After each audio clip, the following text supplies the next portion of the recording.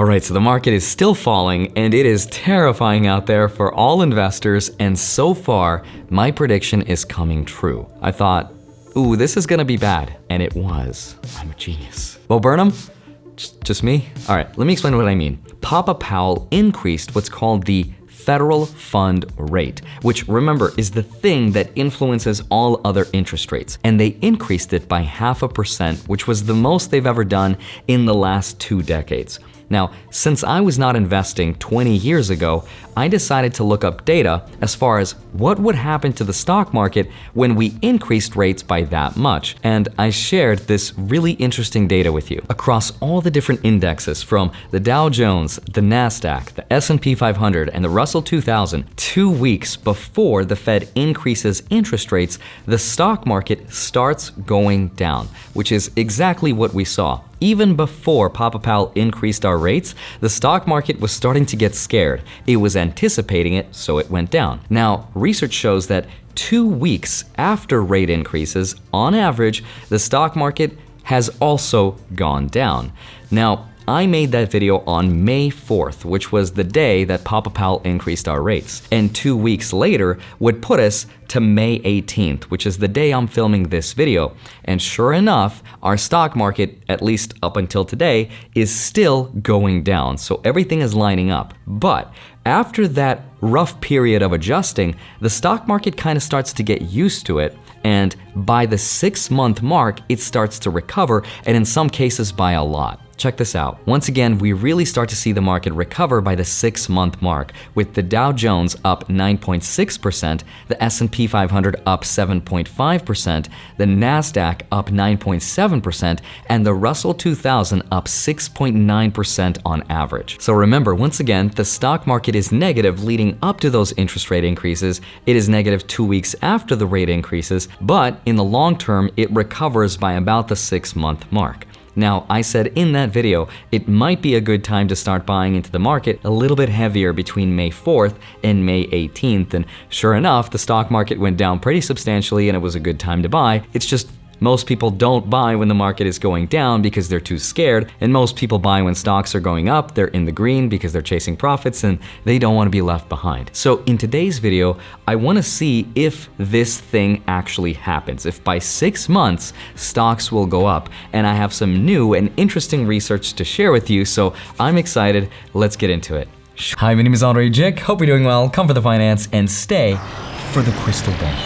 I'm just kidding, I don't have a crystal ball, but the Dow Jones has reached the lowest levels since June of 2020, the crypto fear and greed index has reached a 3-year low, and tech companies have started their layoffs and their hiring freezes, which is really starting to worry investors. But the craziest part of all is, remember Melvin Capital, the hedge fund that was shorting GameStop? Well, GameStop investors have the last laugh because Melvin Capital is starting to wind down their fund and return the capital back to their investors. GameStop investors are like, yes! Power to the players. Also, Papa Powell's the honey badger of inflation because he don't care. He announced this week that he is committed to raising interest rates by 0.5% for the rest of the year, which is the fastest pace since 1994. And I remember investing in the stock market my first year. After an entire year, I was down 10%, and I felt awful. I wanted to quit investing, pull my money out, and never invest again. So if you're feeling the same way, I can relate because so far my stocks are down 11% in the last year, and it looks like there's more pain ahead. So I want to help explain exactly what the heck happened this week and show you some new data about where we're going because it's pretty crazy. The biggest reason why the market is falling is because a few stocks are dragging the entire market down, which usually doesn't happen that way, but it did this time. And one of those stocks was Target. Now, this is kind of crazy, but here's what happened. Target's expectations for their what's called EPS, or earnings per share, was $3.07, which was already a 20% drop for them. But their earnings came out, and it was a lot worse than people even thought, because their actual EPS was $2.19, which was a 41% drop, which is twice as bad as we thought. Now, to make matters worse, the day before, Walmart released their numbers, and it was almost just as bad. FactSet estimated $1.48 EPS, but their actual earnings per share was closer to $1.30. But the worst part is that they also released their forward guidance, which remember is the thing that companies use to tell their investors what they think will happen for the rest of the year. And usually companies will use it as sort of like a rally call to their investors to get them excited about what's coming up, right? To increase their share price. But this time that is not what they did. Instead, they told investors they expected their EPS to basically stay flat for the rest of the year, which means maybe the truth is somewhat worse than they're actually telling us. And when investors hear that, they get scared and they sell off, and that's why the market tanks. Now, you might be thinking, Andre, who cares about Target and Walmart? I don't shop there, I don't own the stock. There's so many other companies in the stock market. Why are we focusing on those two?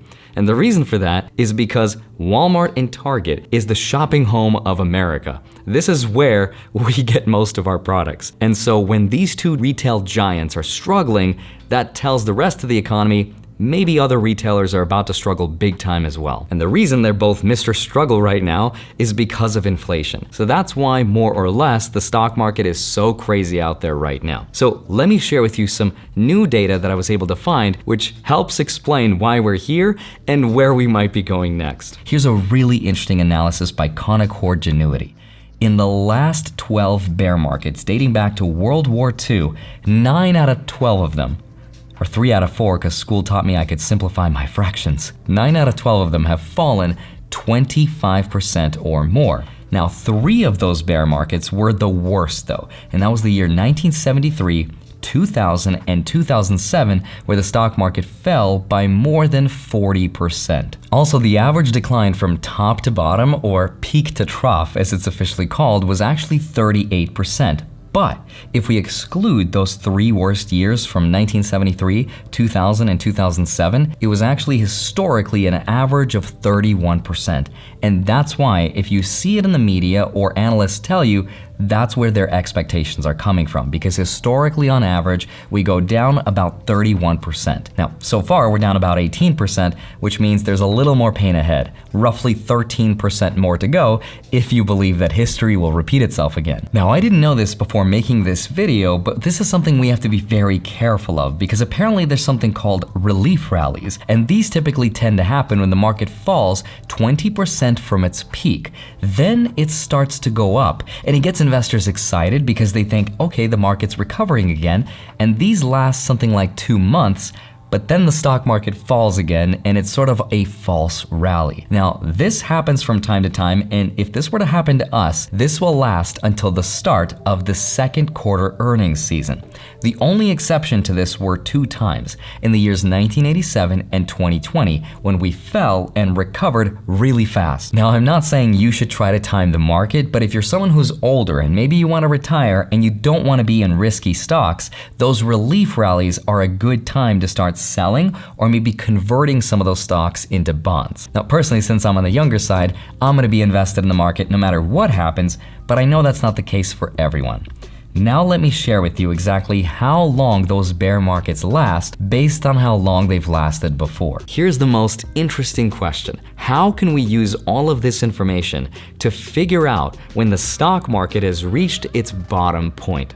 That's the million-dollar question, because if we knew the answer to that, that's when we would know to invest all of our money when the stock market has reached its all-time low. And that's unfortunately impossible to predict.